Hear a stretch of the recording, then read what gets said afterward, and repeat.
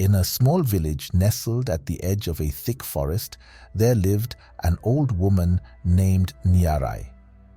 Her wrinkled face bore the weight of many secrets, and her eyes carried a darkness that made even the bravest child turn away. She had lived longer than anyone else in the village, and though people often whispered about her in low voices, no one dared confront her. Nyarai had not always been feared. Long ago, she was a beautiful young woman, full of life and loved by her family.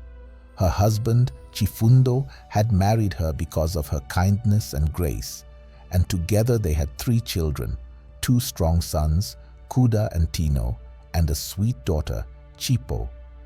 Their home was filled with laughter, the smell of roasted maize, and the hum of evening songs by the fire. But something changed. Nyarai's heart grew restless when she saw others prospering while her own life remained simple.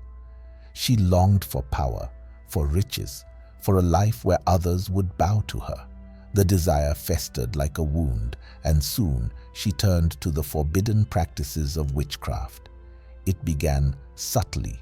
Late at night, Nyarai would disappear into the forest, carrying small bags of herbs and muttering strange words that no one understood. When her husband asked where she had gone, she would smile and say, "I was gathering medicine for the children." Chifundo trusted her. After all, a wife and mother would never lie, or so he thought. Years passed, and whispers began to spread in the village. Animals started dying mysteriously. Crops withered overnight, and babies fell sick for no reason. Elders called it a curse, but no one could say where it came from. What the villagers didn't know was that Nyarai's dark magic was the cause.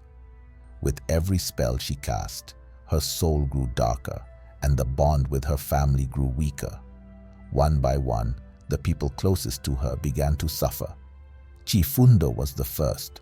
One morning, he woke up unable to move his legs. Nyarai pretended to care for him, making herbal brews and performing rituals, but her face revealed no sadness. The truth was, she had cast a spell on him after he refused to let her join the village council. A council meant only for men. Chifundo grew weaker with each passing day until one night he passed away. After Chifundo's death, her sons, Kuda and Tino, took charge of the household. They worked the fields, cared for their sister, and tried to honor their father's memory. But Nyarai's greed had not been satisfied. She began to see her own children as obstacles. If they succeeded in life, who would remember her? Who would respect her? She was determined to make them suffer. The spells came again, darker and crueler this time. Kuda, her eldest son, began to lose his strength. No matter how much he ate or rested, his body shriveled like dried maize. He begged his mother for help, but Nyarai only shook her head and blamed evil spirits. Before long, Kuda was buried next to his father. Tino, the second son, saw what was happening. He had heard the whispers from neighbors who suspected that his mother was not as innocent as she seemed. He confronted her one night as she sat in the dark corner of their hut, grinding bones into dust. "Mother, what are you doing?" he asked, his voice shaking. Nyarai looked up, her eyes glowing like coals. "I am securing our future, Tino. Do not question me." Fearful but determined, Tino decided to leave the village the next morning. He took his sister, Chipo, and fled to a nearby town, swearing never to return.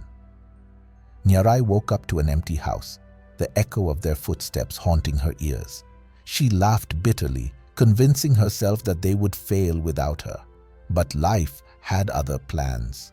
The spirits, angered by Nyarai's actions, began to turn on her. The crops she planted refused to grow. Chickens and goats died in their pens, their eyes wide open as if they had seen something terrifying. The villagers started to avoid her entirely. Children ran when they saw her shadow, and adults crossed themselves and whispered prayers as she walked past. Alone and abandoned, Nyarai began to hear voices in the wind.